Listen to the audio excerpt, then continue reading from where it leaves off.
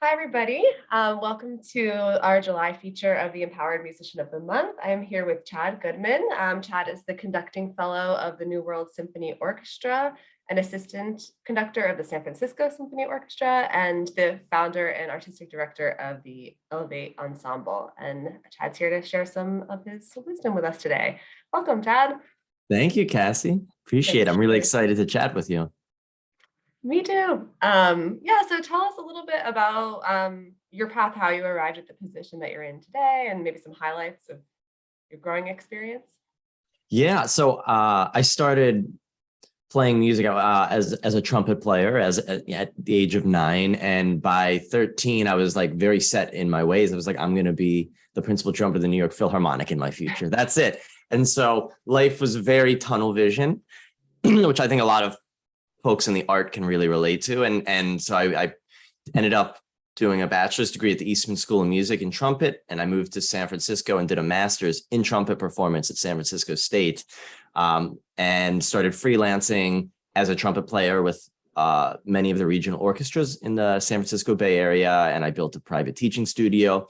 But in grad school, I sort of stumbled into conducting. One of the professors there sort of just pulled me aside a few weeks into my first semester and said, Chad, I like your musical ideas on the trumpet. I like conversations we have outside of rehearsals. I think you would make a really fine conductor. Can I just give you weekly lessons? And I thought, well, I've never thought about conducting, but this can only help my musicianship, my trumpet playing. And sure enough, it became something that felt very natural. And so by the second semester of grad school, I was the graduate assistant conductor. And I knew that even though I was pursuing trumpet, I knew I wanted to explore conducting more. And so as soon as I finished my master's degree, I stayed in San Francisco, built up my trumpet teaching studio, sort of figured out how to do that. And I had about it at most, maybe I kept 20 students going at a time, and was freelancing as a trumpet player. And then I decided to found a contemporary music ensemble called Elevate Ensemble with this idea of, I want more conducting experience. I don't want to go spend $50,000 on a conducting degree. Like, I've done a lot of the academia world, and I'd rather just figure this out on my own and hire all my friends I'm freelancing with all these professional orchestras and like create my own thing. And that became a springboard for my entire career and has led to the conducting career. I still play trumpet just for joy. And I actually teach a few students as well, just because it's something I don't want to give up. And I think it's important for conductors to always have a connection to producing sound and music. But my career now is as a full-time conductor. Oh, that's so awesome. It sounds like you remained really open to influences and possibilities, and that led to the place where maybe your heart really fits well. Yeah, and Cassie, it's really interesting you say that, because like I said, I define, like so many of us, we define ourselves by what we do, our craft. And I think obviously it's something that I think maybe our generation has become acutely aware of, the harms, the harm that can come from this, where you define yourself based on the success of your lesson that day, your concert that night, your practice session, whatever it is. And so to go from someone who is so stubbornly like, I'm going to be a trumpet player, and then this conducting thing came out of left field. Like I said, it wasn't a dream of mine. I wasn't a Dudamel who was conducting stuffed animals in his room when he was 7. I had never thought about conducting. And so I stumbled into it, but it started to feel right. And so I had to deal with this conflict of like, I've defined my life and who I am as a trumpet player. And now all of a sudden there's this other option, this other path that I can look at. And it's starting to feel way more natural than the trumpet has been my entire life. And it aligns with my personality and my love for, public speaking, for score study, for like music theory and music history. All of that plays such a crucial role in being a conductor. And not as much, it does, of course, but not as much when I'm just controlling the production of one single pitch at a time in the back of the orchestra. So I had to grapple with that. And it was, I had some years, the in-between years, so to speak, of like, am I a trumpet player? Like, am I a conductor? Am I both? Do I want to do both? Can I do both? And I think it was definitely a challenge for me. And I think it's something that anyone who jumps from careers or tries to take an entrepreneurial approach to a career as a performing and teaching artist goes through. Hmm. Yeah, I mean, it sounds like there were times when like doubt was arising of like, should I do this? Should I do that? And can you share? I mean, I'm sure that's something that all of our listeners can relate to. Can you share any like tricks or experiences during that like helped you get clarity or just stay in the unknown? Yeah. Yeah. So like I said, I started to realize and then acknowledge that conducting was something that was coming easier for me. Mhm. And I felt more confident in what I was doing, even if I was, only a few years into conducting. It was sort of allowing myself to accept that, hey, like I feel more like me when I do this Mhm. than when I'm playing trumpet. And that's okay. And I need to explore this more because I think there's something to this, Mhm. I don't want to deny these realities that I'm seeing and experiencing and these thoughts I'm having. And so I think it was just giving myself permission to go, let's explore this further. Let's start applying for other conducting jobs instead of like, buckling down and exclusively taking trumpet auditions and working my orchestra excerpts and the usual pieces and solos. Like, let me take some of that time now and dedicate it to building my resume and trying to go observe San Francisco symphony rehearsals and network more and refer to myself as, oh, I'm a conductor, or Mhm. I'm a conductor and a trumpet player, and allow myself to not be limited to just one label that I Right. assigned to myself, being honest. Right. Like disidentifying with like one thing and opening yourself to, I love what you said about it felt like more like it was me or you, but yeah, it's a good kind of inner compass. Yeah, so tell us a little bit more. I know the Elevate Ensemble is no longer operating, but can you tell us a bit about the work that you did and with that ensemble and also like some of the practical steps to starting your own new program? Yeah. So like I said, I honestly believe Elevate Ensemble was the catalyst for everything that's come since then in my Mhm. conducting career and my music career in general. And I went into it blind. I didn't know. I had never taken, business courses. I had it when I was at Eastman. I did my last year there. I took two. They have a wonderful arts leadership program. It's Mhm. not mandatory, but their courses on all these entrepreneurial subjects. I think they were one of the earlier conservatories to really focus in on this and say, hey, we should be teaching or at least offer courses in grant writing Mhm.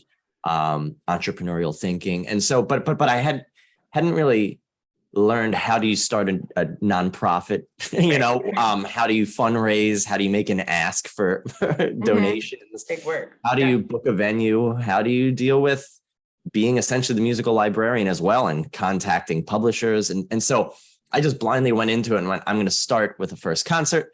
I'll hire my friends and I'm going to pay for it out of pocket. I had, savings and that I'd been building up. And I thought, okay, I'll hire my friends. I'll book a venue, which I ended up booking a yoga studio in the outskirts of San Francisco as my first venue. And I put on this show that was a mixture of contemporary. I didn't start Elevate as a contemporary ensemble. We became labeled as one, but Mhm. I always prioritized it I wanted to feature the voices of young Bay Area composers Mhm. and try and shine a local and then hopefully an international spotlight on their voices. And so I always incorporated composers and new music into my programs and established a composer in residency program where I do multiple commissions from a local young composer every season. And so this first show in a yoga studio in the outskirts of the city, I had about 100 people show up, which for, Yeah. was quite a success and people enjoyed it and they enjoyed the experience and, all aspects, not just the concert and the program, which of course I put a lot of time into, but the selection of this venue was a really interesting space. It was a beautiful old Freemasons building converted into this yoga studio. It was this beautiful, ambient colored lighting that went around. So it became more about the night out on the town experience. I learned Mhm. quickly that I wasn't selling a concert. I was selling a night to come out and be with friends and meet new people and experience this, music, including a world premiere of a piece too, literally the newest music you can.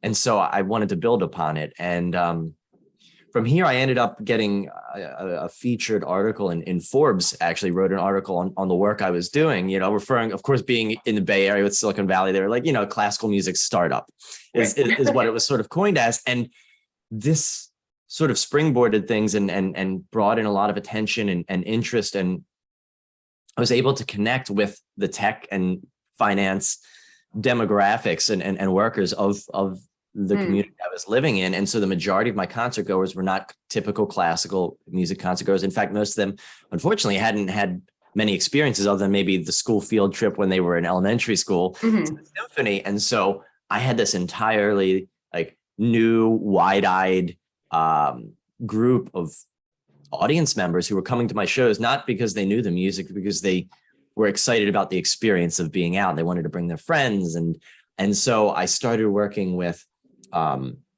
other artists and art forms. So I bring in and do collaborations and commissions with photographers and poets. And I started doing these house concerts with chamber music that I tied in working with a local chef from a really incredible restaurant doing a tapas menu. And so it was just, I'd have people who started to show up for things that weren't the music, and they thankfully enjoyed the musical experience too. But it was sort of a incredible education for me of realizing like, oh, we can connect with young audiences. We can connect with people who don't usually go to these, classical programs and concerts.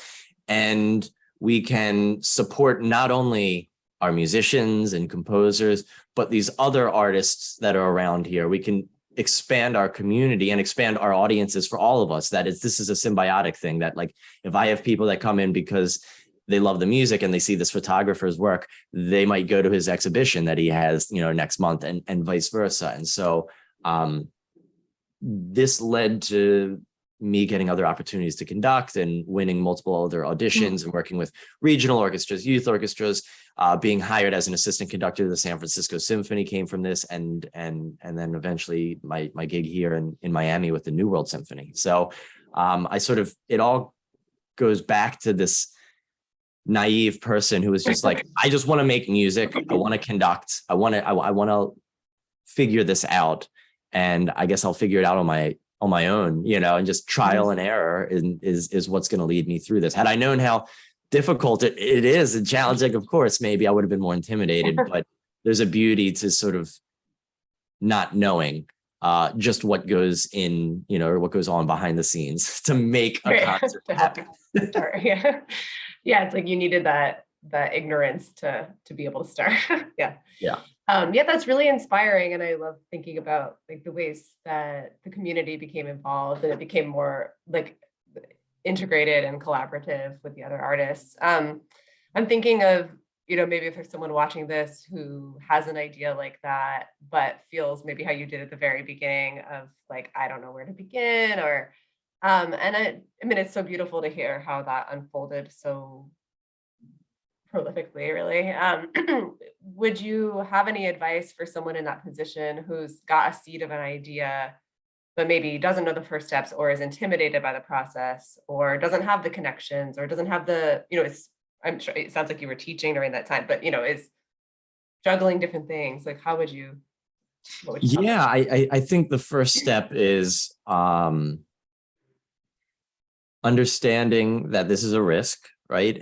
But if it's something that you care about, I know it sounds silly, but just research. I think there are so many great, the empowered musician. I mean, there are a lot of resources out there. There are plenty of books now and courses on these subjects. There weren't as many even 10 years ago when I was sort of getting into this, but I'd say you just start by putting on a show. If it's an idea for a project or something, do everything you can to get this to happen once. And that might mean going to, if you don't know what to do with a venue, if you can go back to your old, the university or conservatory you worked with, or that you attended, or maybe it's a local church and you talk to them and you say, hey, I have this idea for a concert.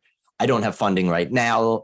Is there anything we can do? Maybe I can come sing with you, with your choir, on Sundays or something in exchange for getting to use, your space for a performance.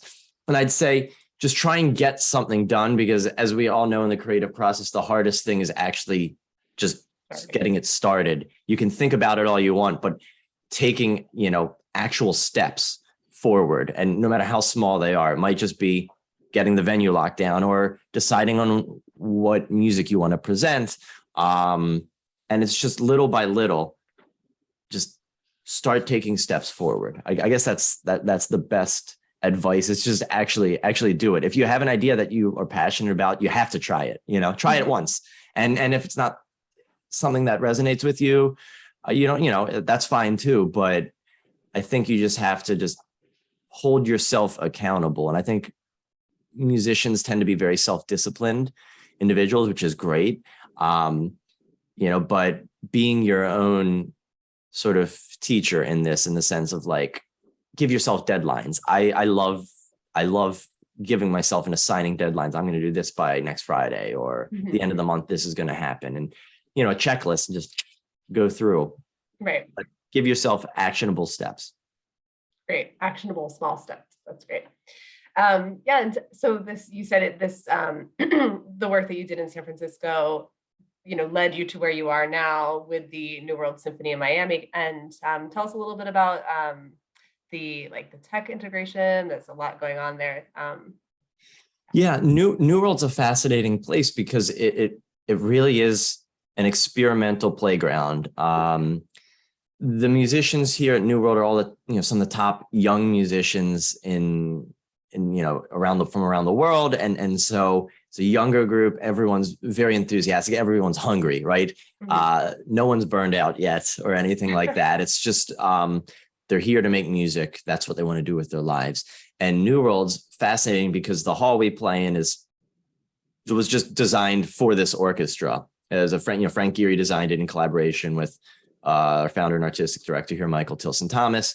And everything that is inside this hall was built with purpose and connectivity to performance. So the entire hall is flexible, and it's all on hydraulic system. So you can change the format and, physically what you're seeing, and you can put people up in the lofts here, choir lofts here. And so we'll do performances where we're putting people all around the hall. We have a full-time video staff, audio staff, light design team. So when I do programs, let's say I'm doing an education concert, I work with a light designer. And so I decide what I want lighting to be around the ring of the orchestra. I work with projection artists, and we use projection as well. So I'm consistently using video and photography in the majority of my performances. And they just really try different formats of concerts. And if something works, do great. And if it doesn't, they either approach it from a different angle, or they go, you know what, it's okay, we'll shelve that. Maybe that wasn't the best idea. But I've done some really interesting shows here. Everything from a series that we titled Face Off, which was essentially a American Idol style competition where we picked several sections from the orchestra to be featured, and they'd play like their big, orchestra excerpt passage with full orchestra playing. And the audience, we developed an app, and they would live vote from their phones on various criteria on who would they want to advance to the next round. And there was like trash talking videos that were going on in between. It was really silly. And, it was a huge success. And it was, more than half of the people in the audience that night, because they polled everyone after I was part of it, had never been to a symphony concert, had never been to the New World Symphony. And so you'd have programs like that, to the education and family concert programming that I lead here, education concerts that explore nature and climate change. I've always tried to approach work presenting music to kids with like sort of concert meets TED Talk for kids approach. And so we'll talk about what I think are really important subjects, like what is inspiration? Where do we find inspiration? And let's talk about motivation or something like this. And so I get to intersperse, meaningful dialogue between me and my colleagues and the kids, and all these interactive activities that tie in, and pre-concert activities that always thematically tie into our concerts, with this integration of lighting and video, and bringing in composers to talk with the kids. And so New World, they try new things, and they're open to anything. And I think that's so vital in the classical arts right now is the willingness to try, and to go, okay, this might be a little outside of our comfort zone or what we usually do, but we need to see what happens here. Yeah. And so that's something that me as a conductor, being someone who has the privilege and responsibility to be in a leadership role, hopes to bring to the table wherever I can, is like, let's push the envelope a little bit more, get performers, get audiences, get administrators a little more outside of their comfort zone.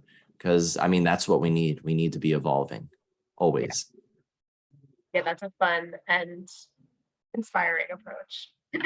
Yeah, I really like to see the way you're positioned now really feels like the next evolution of what you were doing in San Francisco. And it's kind of like, you said the photographers, the lighting, the sort of non-traditional audiences, like, again, going back to the very beginning where you said, there had been some doubt about conducting or what to do. It's like, listening to yourself has really like manifested this position that feels really perfect. So it's very inspirational. Thank you. And I know you have a book coming out about, this kind of stuff, entrepreneurship and musicians path. Can you tell us a bit about that and where we can find it, when it might be done? Yeah. So many years ago, I started teaching a lecture on the subject of sort of building a career in the arts. I titled "You Earned a Music Degree, Now What?" Mm-hmm. And so it was basically all about how do you connect the dots between finishing whether it's bachelor's, master's, doctorate, artist diploma degree, and a job, whatever that means, and so how do you exist and thrive in any environment as a performing artist, and how do you build a teaching studio? How do you draft the lesson contracts, talk with parents, figure out what fees you're going to charge? How do you advertise for these things? How do you write a resume and a CV, a cover letter, and just sort of tips and tricks for networking, and how do you talk yourself up in a way that shows your passion and lets your passion and authenticity shine through without it overstepping a line and coming across as something that's too egotistical. And there's all these aspects that I know you're aware of, Cassie, that of what it means to be a musician in the times we're living in, and that you have to be nimble, you have to be open and flexible. That whole blinders, like, I'm going to do this one thing and this one thing only, is not realistic anymore. And so I'm writing a book with the same title. It's "You Earned a Music Degree, Now What?"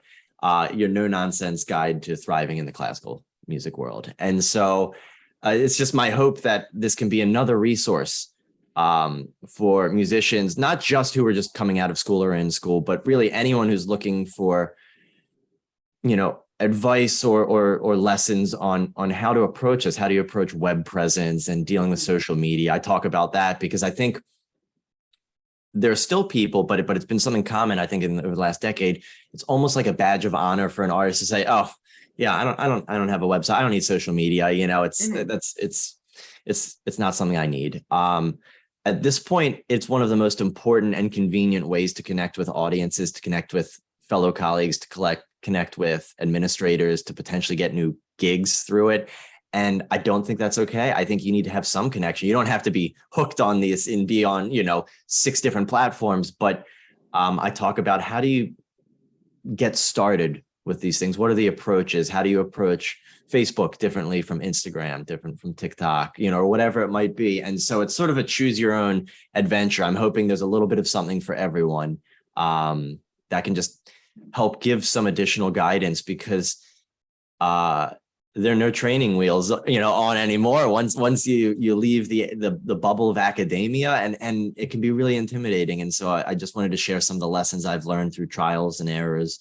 I discuss a whole section on how do you start a concert? How do you, how do you plan it? How do you choose a venue? What do you need to consider for the venue? How do you efficiently book a rehearsal, which, when you're working with professional musicians, is so hard to, let's say you even have 8 people with full-time jobs and lives and families. How do you get them on the same page to agree to a series of rehearsals and concerts? How do you talk to the audience? How do you write program notes? And so I do an entire section. It's just like, if you have a kernel of an idea, like I want to put on some event, I go step by step through what I think are the important things you need to consider, so that this will hopefully be a really successful and positive experience for everyone.